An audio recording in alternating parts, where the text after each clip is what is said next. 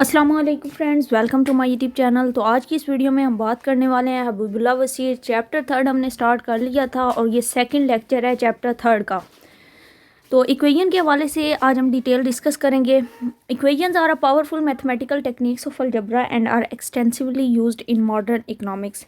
कि equation basically mathematical technique है एक अलजेब्रा की, ठीक है, जो ज़्यादातर इकोनॉमिक्स में मतलब मॉडर्न इकोनॉमिक्स जो आजकल इकोनॉमिक्स यूज़ हो रही है उसमें काफ़ी ज़्यादा इसका रोल है।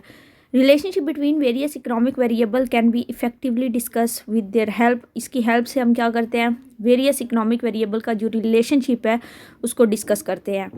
In equation along with numbers, letters and sample, ठीक है। बेसिकली इक्वेशन में सैम्बल्स भी होते हैं, नंबर्स भी होते हैं और लेटर्स भी होते हैं। Letters and symbols are combined to form algebraic expression. जब हम लेटर्स को और सैम्बल्स को कंबाइन करते हैं ना तो उसको हम क्या कहते हैं, अलजेब्रिक एक्सप्रेशन कहते हैं, ठीक है। तो सबसे पहले आपने इक्वेशन के जो बेनिफिट्स हैं, मतलब इक्वेशन की इंपॉर्टेंस या उसका रोल क्या है वो देखा है। उसके बाद हमने देखा है कि अलजेब्रिक एक्सप्रेशन किसे कहते हैं। जब हम इक्वेशन में मतलब लेटर्स और सैम्बल को कंबाइन करते हैं तो वो अलजेब्रिक एक्सप्रेशन होती है। जैसे 4x हो गया, ठीक है, ये भी अब एक अलजेब्रिक एक्सप्रेशन है। उसके बाद here the values of X and Y are unknown. इसमें एक्स और वाई की वैल्यू अभी अननाउन है जो हम फाइंड आउट करते हैं इक्वेशन के हेल्प से। और इक्वेशन में यहाँ पर उन्होंने बेसिकली एक डेफिनेशन दे दी है, an equation is a statement that two algebraic expression are equal. अब ये बहुत मतलब फेमस एक डेफिनेशन है इक्वेशन की कि इक्वेशन एक ऐसी स्टेटमेंट है जिसमें दो अलजेब्रिक एक्सप्रेशन इक्वल होते हैं। अब हम देख लेते हैं कि वो कैसे। एग्जाम्पल दे दी गई हैं, 2x+1 = 0। ये भी अलजेब्रिक एक्सप्रेशन मतलब right hand side left hand side equal है तो फिर डेफिनेटली हम उसको इक्वेशन कहते हैं, ठीक है। तो ये एग्जाम्पल्स हैं। इक्वेशन के डिफरेंट कंपोनेंट होते हैं। सबसे पहला जो कंपोनेंट मीन उसके पार्ट्स, ठीक है। Unknown, all equation contains one or more unknown in the form of letter whose numerical value are determined by solving the equation. कि इक्वेशन में एक या एक से ज़्यादा लेटर या कोई वैल्यू ऐसी होती है जो अननाउन होती है, जिसका हमें पता नहीं होता, उसकी न्यूमेरिकल वैल्यू हमने फाइंड करनी होती है। और वो हम फाइंड किस तरह करते हैं, इक्वेशन की हेल्प से। अननाउन रिप्रेजेंट वेरिएबल, वो जो अननाउन होता है वो बेसिकली वेरिएबल को रिप्रेजेंट कर रहा होता है। In pure mathematics the commonly use letter R U V W X Y Z, ठीक है, ये ज़्यादातर मतलब लेटर यूज़ होते हैं। उसके बाद अब हमारे पास है कांस्टेंट। अगेन वही बात है कि जो फर्स्ट लेटर है वो यूज़ होता है, ठीक है। Constant and parameter. Constant, every equation along with variable contain some constant which are in the form of number और लेटर। कि हर इक्वेशन के अंदर एक तो वेरिएबल होता है और वेरिएबल के साथ कांस्टेंट होता है, ठीक है। जो कांस्टेंट होता है वो बेसिकली किसी भी लेटर या नंबर से उसको हम रिप्रेजेंट कर रहे होते हैं। If constant are in the form of letter they are called parameter. अगर कोई भी कांस्टेंट है और वो लेटर से हम उसको रिप्रेजेंट कर रहे हैं, ठीक है, तो वो पैरामीटर कहलाएगा। पैरामीटर के ऊपर भी हमने डेफिनेशन की थी, ठीक है, जो लास्ट लेक्चर में, लेकिन वो थोड़ी सी डिफरेंट है, तो ये वाली थोड़ी सी डिफरेंट है, ठीक है। तो इसमें आपने डिफरेंस मेंटेन रखना है। The value of parameter is um constant in one problem but if me have a different value in some other problem. कि जो वैल्यू है ना पैरामीटर की, वो किसी एक प्रॉब्लम में कांस्टेंट हो सकती है लेकिन किसी दूसरी प्रॉब्लम के अंदर वो चेंज हो सकती है, डिफरेंट भी हो सकती है। उसके बाद हमारे पास है कंसीडर टू इक्वेशन। अब यहाँ पर दो इक्वेशन उन्होंने कंसीडर की हैं एग्जांपल के तौर पर, 4x + 10 = 0 और दूसरी इक्वेशन है ax / b = 0। अच्छा, इसमें फर्स्ट इक्वेशन में अगर आप देखें तो जो 4 है या फिर 10 है वो न्यूमेरिकल कांस्टेंट है, ठीक है। अब फर्दर उन्होंने कांस्टेंट को भी कैटेगराइज कर दिया है। एक न्यूमेरिकल कांस्टेंट होता है और दूसरा पैरामेट्रिक कांस्टेंट होता है, ठीक है। जो एक्स वाई जी मतलब ए बी सी में से हमारे पास जो वैल्यूज़ होंगी ना वो पैरामेट्रिक कांस्टेंट होगा, लेकिन जो न्यूमेरिकल फॉर एग्जांपल 4 और 10 है वो हमारे पास न्यूमेरिकल कांस्टेंट होगा। उसके बाद एक बहुत ही फेमस टर्म है coefficient. Constant attach to variable as multiplying quantities are called coefficient, ठीक है। कि जो कांस्टेंट के साथ अटैच होता है ना वेरिएबल, उसको हम क्या कहते हैं, कोफिशिएंट कहते हैं। अब इस इक्वेशन में देखिए 5x - 1 = 0, x is multiplied by 5, ठीक है। x हमारा मल्टीप्लाई हो रहा है 5 के साथ, तो 5 हमारा इस टाइम क्या है, कोफिशिएंट है। इन सिंपल वर्ड अगर आप इस तरह भी कह सकते हैं कि जो वेरिएबल के साथ वाला मतलब लेफ़्ट हैंड साइड पे जो हमारे पास टर्म होती है या फिर कोई भी वैल्यू होती है उसको हम कोफिशिएंट कहते हैं, ठीक है। लेकिन ये ज़्यादा वैलिड पॉइंट नहीं होगा, कोशिश करें कि इधर से ही अंडरस्टैंड कर लें। कांस्टेंट अटैच टू वेरिएबल, ठीक है, कि वेरिएबल के साथ जो चीज़ अटैच होती है वो कांस्टेंट होती है, ठीक है, एज मल्टीप्लाइंग क्वांटिटीज़। और फिर उसको जब वो हमारे पास मल्टीप्लाई हो जाता है तो वो हमारे पास कोफिशिएंट बन जाता है, ठीक है। उसके बाद एक और इम्पोर्टेंट चीज़ है पावर। ये टर्म्स बहुत ज़्यादा इंपॉर्टेंट है। अभी आपको अंडरस्टैंडिंग के लिए ये होगा कि ये डेफिनेशन है जस्ट, लेकिन यह है कि आगे जाके जब आप मैथमेटिक्स के क्वेश्चन सॉल्व करते हैं ना, तो उसमें ये पावर, कोफिशिएंट, पैरामीटर, ठीक है, तो इनकी प्रोनाउंसिएशन होती है। फिर वहाँ पे आपको थोड़ा सा ना मतलब आपका माइंड डाइवर्ट हो जाता है कि अब इसमें पावर क्या है, कोफिशिएंट कौन सा है। तो यहाँ से इसलिए आपने अंडरस्टैंडिंग करनी है ताकि वहाँ पे फिर आपको प्रॉब्लम ना हो। पावर का अदर नेम एक्सपोनेंट भी है या फिर इसको हम इंडेक्स भी कहते हैं, ठीक है। ये 3 नेम है पावर के, पावर, एक्सपोनेंट और इंडेक्स। द नंबर और letter written above the unknown of its right side is called power of the unknown, ठीक है। कि बेसिकली कोई भी नंबर या लेटर जो अननाउन के राइट साइड पे उसके ऊपर लिखा हुआ होता है, ठीक है, उसको हम पावर कहते हैं। It indicates how many times the unknown has been multiply by itself.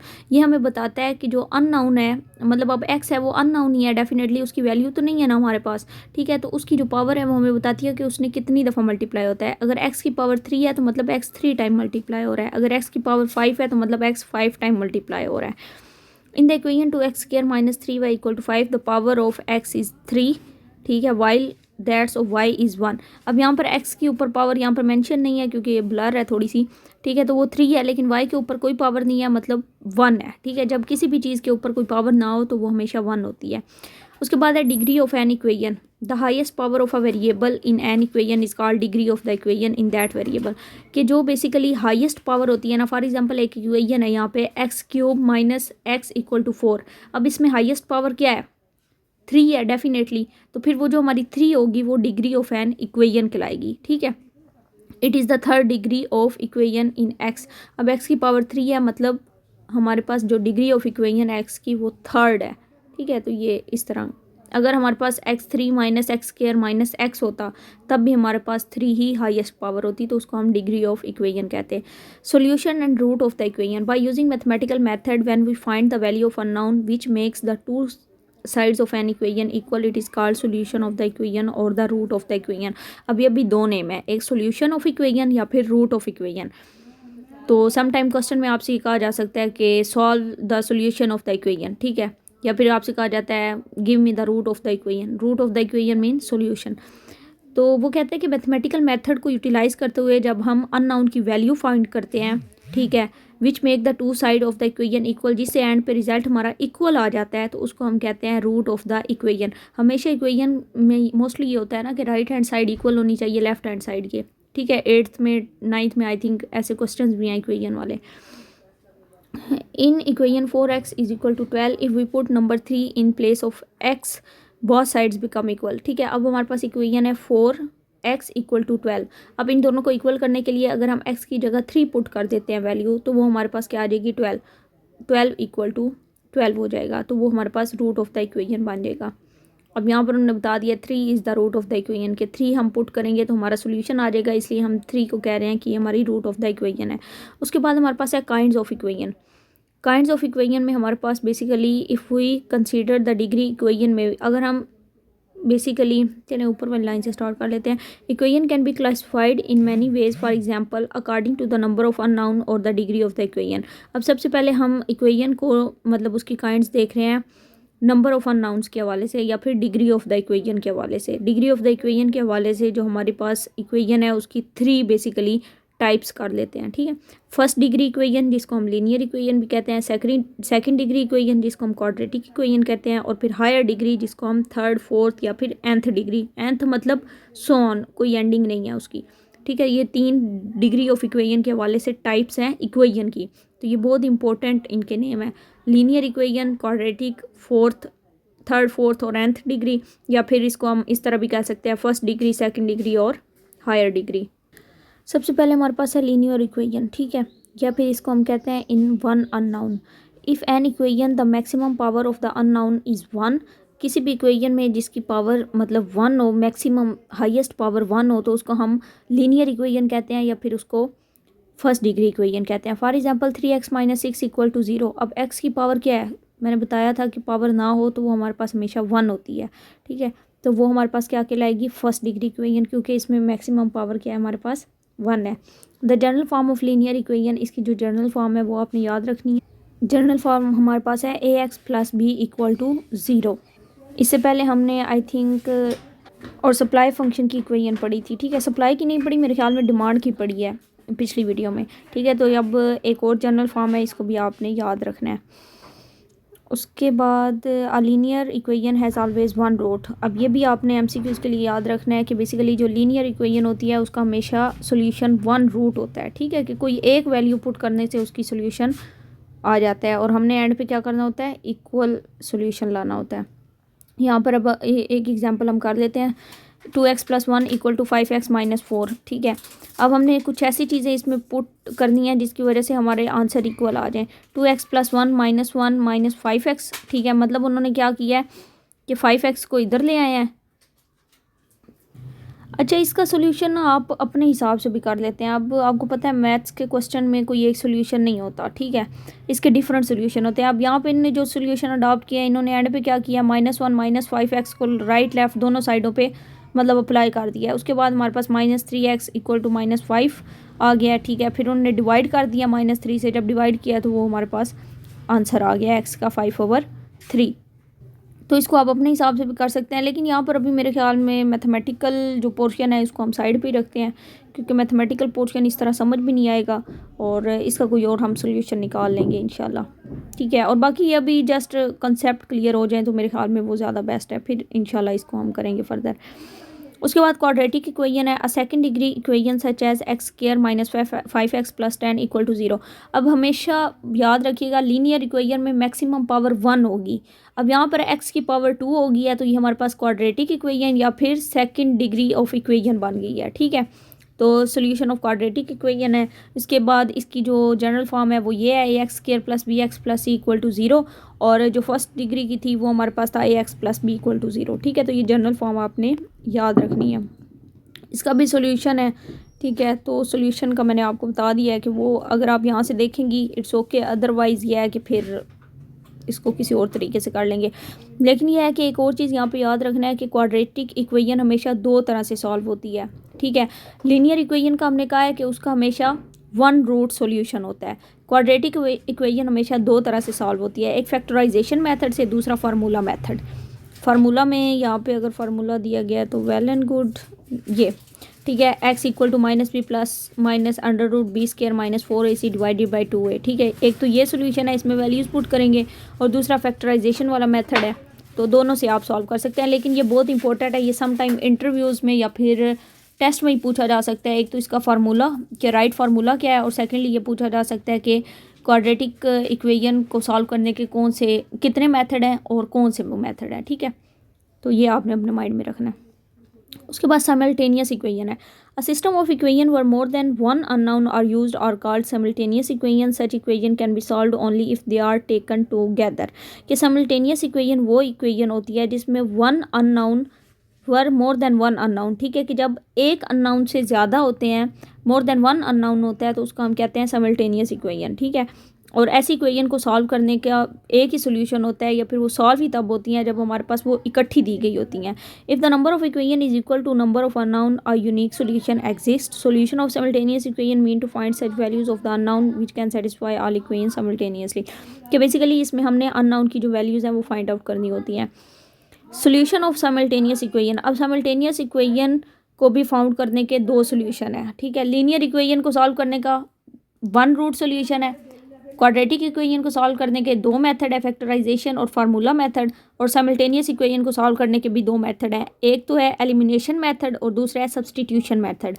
Elimination method क्या है हमारे पास, eliminate any unknown by equalizing coefficient in the two equation. के दो इक्वेशन के दरमियान बेसिकली हम अननोन को एलिमिनेट कर दें और कोफिशिएंट को इक्वल कर दें, ठीक है। तो वो हमारे पास एलिमिनेशन मेथड हो जाता है। अच्छा जी, ये भी इसकी एग्जांपल्स हैं। इसको इन सिंपल वर्ड क्या आपने देख लेना है, अगर तो ओके हैं तो ओके, अगर नहीं समझ आती तो फिर इसका हम कोई फर्दर सॉल्यूशन वाला तरीका निकालेंगे जिसमें आपको प्रॉपर मतलब वो सॉल्व करके ना बताया जाएगा कि इसको किस तरह सॉल्व करना है, ठीक है। क्योंकि इस तरह ऑनलाइन वीडियो में आपको जितना भी समझा लें, मैं खुद सेटिस्फाई नहीं हूँ तो आप भी मेरे ख्याल में नहीं होंगी, ठीक है।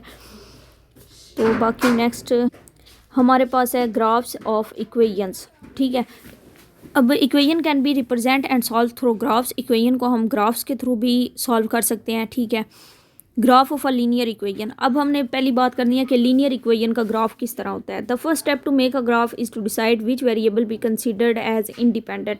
लीनियर इक्वेशन का ग्राफ जब भी हमने बनाना होता है पहले हम कंसीडर करते हैं कि उसका इंडिपेंडेंट वेरिएबल हमने कौन सा रखना है। To make the graph of 2x + y = 7 we may assume that. अब ये इक्वेशन है हमारे पास, ठीक है। अब इसका हमने ग्राफ बनाना है तो इसमें हम कहेंगे x हमारा इंडिपेंडेंट है, y हमारा डिपेंडेंट वेरिएबल है। Now we assign a number of arbitrary values to x and find corresponding values of y.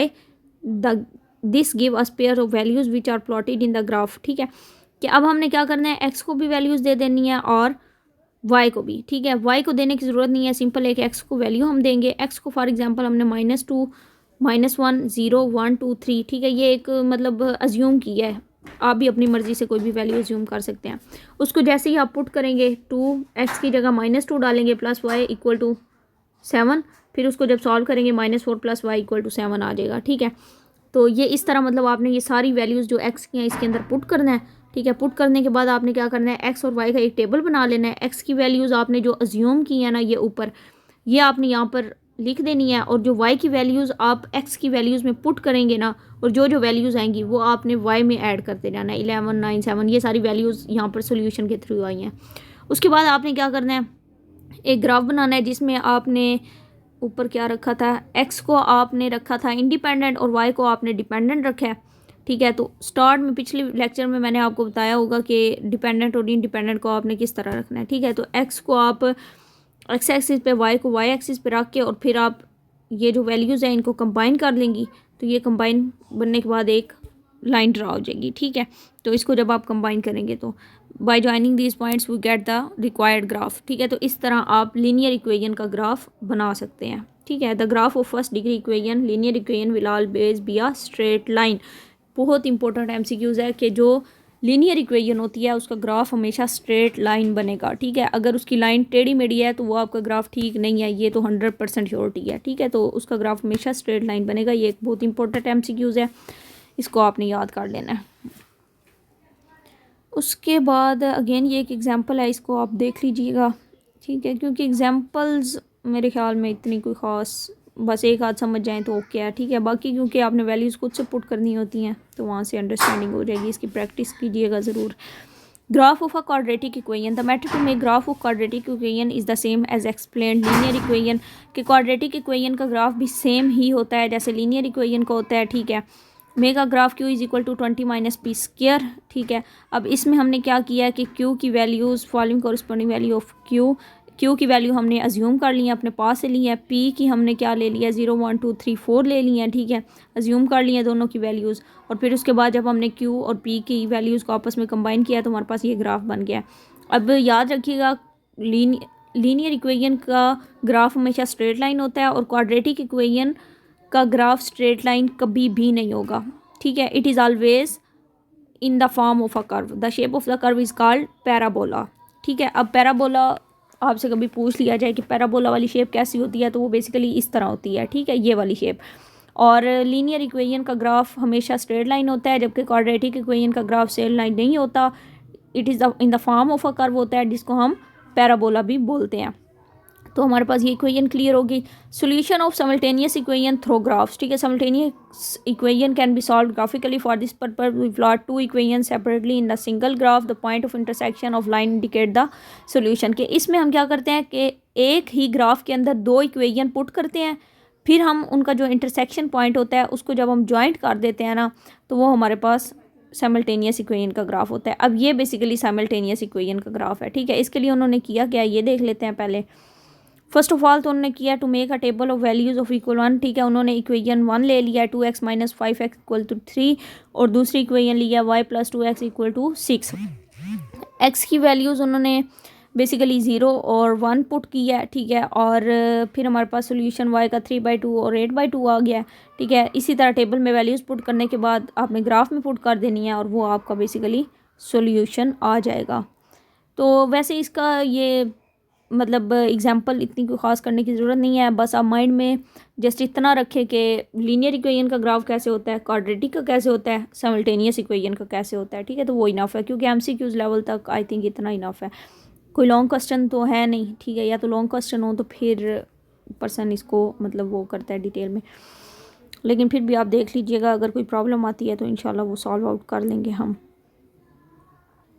तो फंक्शंस को हम इंशाल्लाह नेक्स्ट वीडियो में डिस्कस करते हैं, ठीक है, क्योंकि ये वीडियो काफ़ी ज़्यादा लेंथी हो जाएगी। उम्मीद है वीडियो पसंद आई होगी। वीडियो पसंद आई है तो वीडियो को लाइक शेयर सब्सक्राइब ज़रूर कीजिएगा ताकि आने वाली नेक्स्ट वीडियोज़ भी आप तक पहुँचती रहे। Thanks for watching. अल्लाह हाफिज़।